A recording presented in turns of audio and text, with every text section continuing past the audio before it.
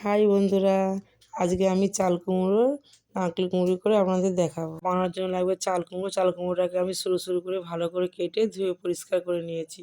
গ্যাসে একটা কড়া বসিয়ে দিয়েছি। কড়ার মধ্যে দিয়ে দেবো চাল কুমড়ো। যেহেতু এটা রসালো জিনিস, এর পরিমাণ জলটা আমি কমই দেবো। এর মধ্যে দিয়ে দেবো নুন, হলুদ দিয়ে আমি ঢাকনা দিয়ে 10 মিনিট সেদ্ধ করতে দেবো।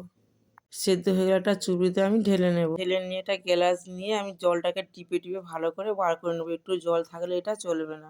কড়ার মধ্যে দিয়ে দেবো সর্ষের তেল, 5 ফোড়ন, গোটা লঙ্কা, তেজপাতা। তার মধ্যে দিয়ে দেবো আগে থেকে আমি নারকেলকে কুড়িয়ে রেখেছিলাম বাটিতে। 1 বাটি নারকেল কুড়ো দিয়ে ভালো করে তেলের মধ্যে ভেজে নেব। এর মধ্যে দিয়ে দেবো চাল কুমড়ো আর পরিমাণ মতন দিয়ে দেবো চিনি।